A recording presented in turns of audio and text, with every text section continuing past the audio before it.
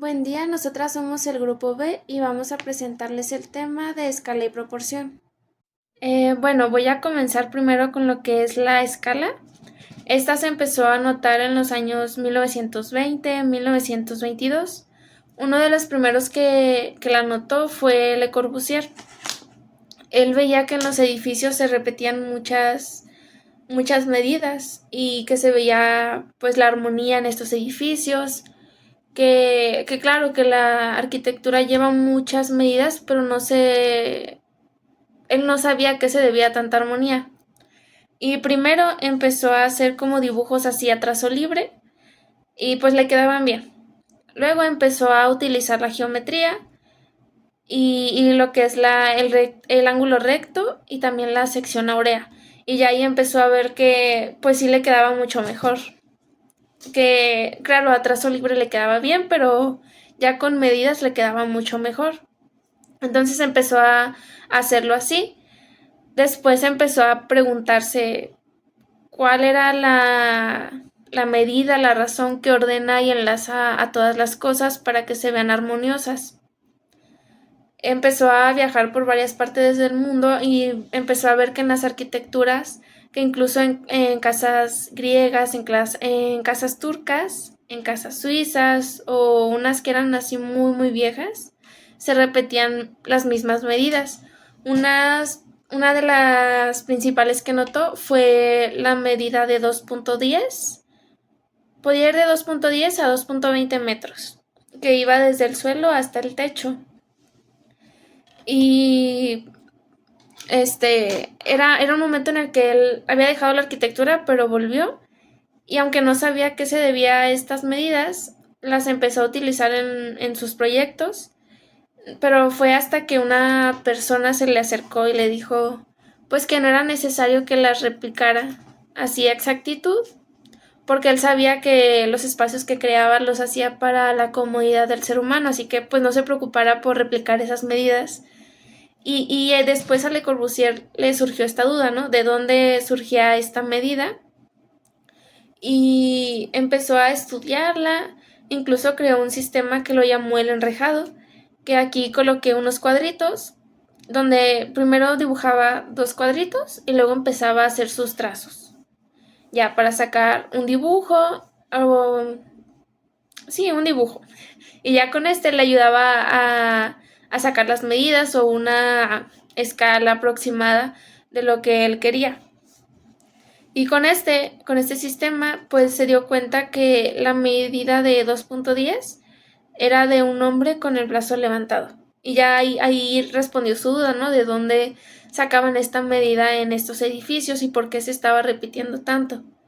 Que quizá la estaban usando otras personas sin saber a qué se debía, pero que les estaba funcionando, que veían que los espacios pues sí estaban cómodos, sí hacían sentir bien a las personas, ¿no? Y también con este sistema empezó a sacar sus propias medidas, empezó a sacar medidas de armarios, de vidrios, de las puertas. Ahorita la medida que conocemos de la puerta es también la medida de 2.10, como una medida estándar, ¿no? Para, pues para la medida de las personas, por lo menos aquí. Y ya es algo que vemos en los edificios desde ese momento. También desarrolló algo que fue el módulo. También fue basado en la escala humana. Pues claro que se basó primero en el humano, ¿no? Porque los espacios están diseñados para el humano. Y, y quería también lograr una armonía en las cosas que quería construir. También algo que vio que tenía como que ver con la armonía en la arquitectura fue la naturaleza, que también se habla un poquito más de ella en lo que es la proporción, pero también tuvo que ver en la escala, eh, y también tenía algo que ver con la música, que también se basaba en espacio y en armonía, que la música tiene mucho que ver con lo que es la escala en la arquitectura. Ya desde entonces se volvió muy importante lo que es la escala humana en los edificios. Podría decir que fue su inicio, aunque quizá haya tenido otro inicio, pero fue Le Corbusier el que le dio como una explicación más detallada, que se entendiera más. Y quizá la primera instancia de verlo es algo complicado, porque incluso fue con personas a explicarles cómo era este sistema, pero no lo entendían muy bien. Ya después de varias explicaciones ya notaron lo importante que era este sistema y, y pues lo empezaron a utilizar. Fue algo muy importante para el desarrollo de la arquitectura y pues que más personas supieran el porqué de estas medidas, el por qué se utilizaban. Buenos días, mi nombre es Ángela y yo les voy a hablar de la proporción. Bueno, como ya sabemos, pues muchas de las cosas que nosotros conocemos surgen o han surgido, han habido innovaciones a partir de imitar a la naturaleza.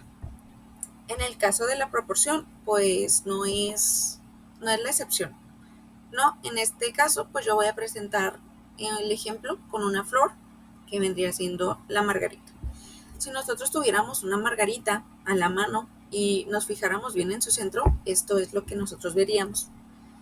A simple vista, pues sí presenta un patrón de crecimiento, pero pues se ve un poco desordenado. Sin embargo, si nosotros viéramos todas las margaritas, viéramos esta parte de esta flor, pues encontraríamos el mismo patrón en todas estas flores.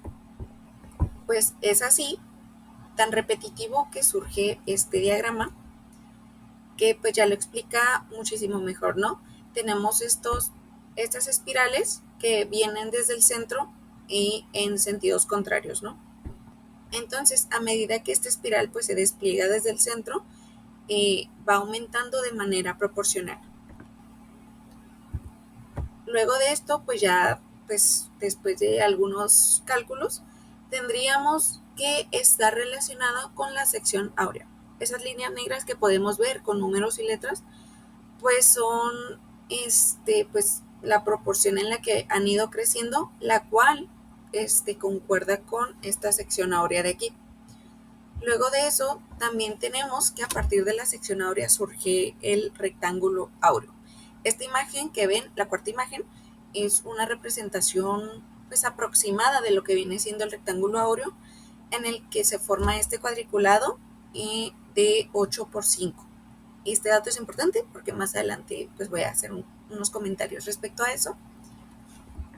Entonces es aquí cuando las proporciones se empiezan como a ir relacionando, ya que a continuación, bueno, pues ya que tenemos sección áurea, de ahí surge el rectángulo áureo y luego tendríamos este pentágono, este pentágono que en sí funciona en base al triángulo sombreado que tenemos ahí. También hay un ejemplo explicado a partir de la naturaleza, en el que nos dice pues que todos los árboles o arbustos que tienen fruto, bueno, que dan frutos comestibles, pues presentan como este tipo de proporción, esta gráfica pentagonal. Entonces tendríamos este ejemplo de una manzana. Si nosotros cortáramos manzanas, pues esto es lo que nos encontraríamos, ¿no? Esta forma de sus semillas en el centro, pues dando como esta forma pentagonal. Entonces tendríamos que crecen con una formación respecto al pentágono y a las extensiones de que vienen siendo pues los triángulos pentagonales o estrella pentagonal o el pentágrafo. Luego de esto tendríamos, bueno, este es un ejemplo de la estrella pentagonal o pentágrafo que les está explicando.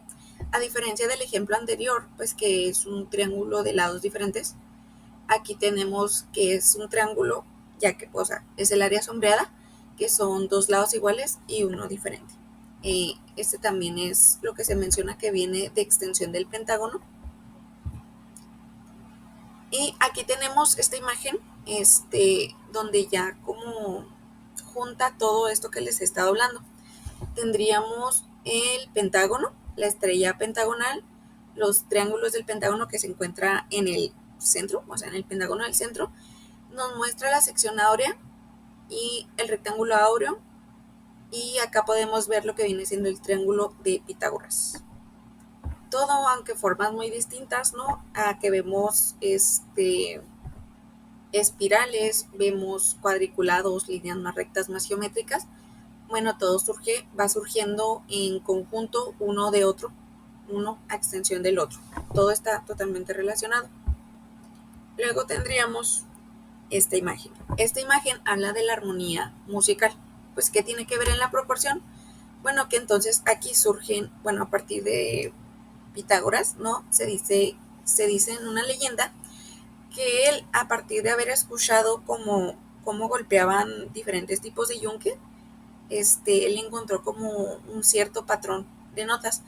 Entonces, él decía que dos notas iguales o a un medio, dos tercios o tres cuartos, pues iban surgiendo como estas gráficas de proporción, que son las que vemos ahí, esas cuatro imágenes, pero él experimentó con una lira, tocando las dos notas iguales o a diferentes escalas, y aquí lo muestran con el ejemplo de un teclado. Entonces, tenemos que en la primera imagen es el diapasón, la segunda gráfica es el diapente, la tercera es el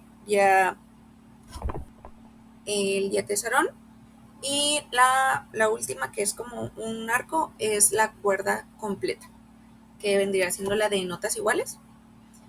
Y bueno, ¿qué tienen que ver? Bueno, nosotros lo estamos viendo ahí como de manera musical, tal cual. Sin embargo, ya lo presenté antes. ¿Qué relación tienen? Bueno, que la primera, que es el diapasón, que es el de un medio, tenemos el rectángulo áureo como su representación gráfica, ¿no? Como un poco más detallada. Respecto al diapente, tenemos los lados del triángulo del pentágono, y para el diatesarón tenemos el triángulo del pentágono.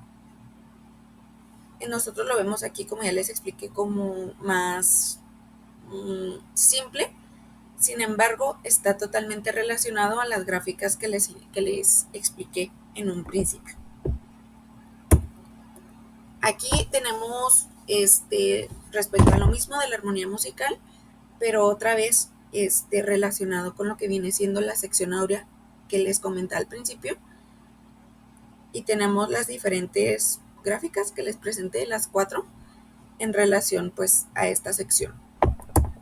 Luego de esto, ¿no? Los griegos, para los griegos, las proporciones humanas pues decían que eran muy bellas, ¿no? Que los límites de las proporciones humanas demostraban como mucha belleza. Entonces ellos, a base de estas proporciones, creaban las estatuas de cuerpo completo o solo de la cabeza de los dioses. Yo relaciono esto a que de hecho decían que estas proporciones para ellos eran incluso divinas. Es así como ellos empiezan a crear sus templos en base a estas proporciones. Para esta estatua del cuerpo humano, pues podemos ver que ya son gráficas más avanzadas.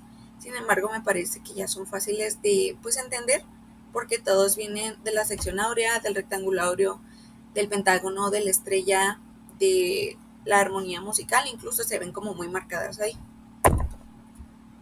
Entonces ellos ya empiezan a crear los templos de sus dioses, en base a estos principios de proporción. También otras culturas pues empiezan a usar como estos principios. Es la pagoda del templo Yakuchiji de Japón, en el que si pudiéramos ver la imagen pues más grande, veríamos que en cuanto a su altura y a su ancho, está dividido exactamente en 8 partes iguales, que es lo que les mencionaba respecto al rectángulo áureo, que era de 8 por 5. Bueno, aquí su altura está dividida exactamente en 8 partes, pero del lado izquierdo de esa imagen podemos ver la armonía musical en la que está manejando, y pues ya relacionada con la sección áurea. O sea, ya todo lo que les estaba explicando lo empiezan a implementar en sus edificaciones. Tal es el caso también, esta es otra imagen un poco más detallada. Es una planta arquitectónica, es un plano de la Villa Imperial en Katsura, en el que los japoneses pues empiezan a utilizar el tatami para poder modular sus habitaciones, para que para que estas, ¿no?, tengan como una proporción de tamaño y puedan tener relación una entre otra. Es una imagen pues un poco más complicada, ¿no?, de entender. Sin embargo, a simple vista podemos volver a ver lo que viene siendo la armonía musical, de la mano con la sección áurea. Ya a lo ancho podemos ver esta figura, a lo largo, y además de que ya utilizan la modulación. Para los japoneses, bueno, los japoneses aplicaron esto de la armonía musical porque para ellos era muy importante la música. Entonces era importante también para ellos como implementarlo en toda su vida y que fuera parte de pues, sus actividades y de todo esto. Mencioné algunos ejemplos muy breves, sin embargo, pues ya esto se aplica, bueno, sí hablé de las esculturas griegas, pero también en el oriente, también lo aplicaron en estatuas, en esculturas, en edificios, se utilizó incluso en los jardines zen, también utilizaban como estos métodos de proporción. Uh, Además de que en cuanto al rectángulo áureo, lo utilizaban más que nada para fachadas o en sí para estructuras. Entonces, por ejemplo, tenemos que el Partenón de Atenas tenía en su fachada un solo rectángulo áureo, de manera horizontal, y el templo de Atenea, perdón, tenía su fachada a dos rectángulos áureos de manera vertical. También como el Coliseo, ya respecto a su planta tenemos que también está encuadrado en dos rectángulos áureos. Entonces ellos empiezan, varias culturas, ¿no?, varios lugares empiezan a utilizar todos estos métodos de proporción para, como ya expliqué, para fachadas, para estructuras en general, para esculturas, para ya edificaciones completas, templos, coliseos, pues todas sus edificaciones importantes en su momento. Esto sería todo de mi parte. Muchas gracias.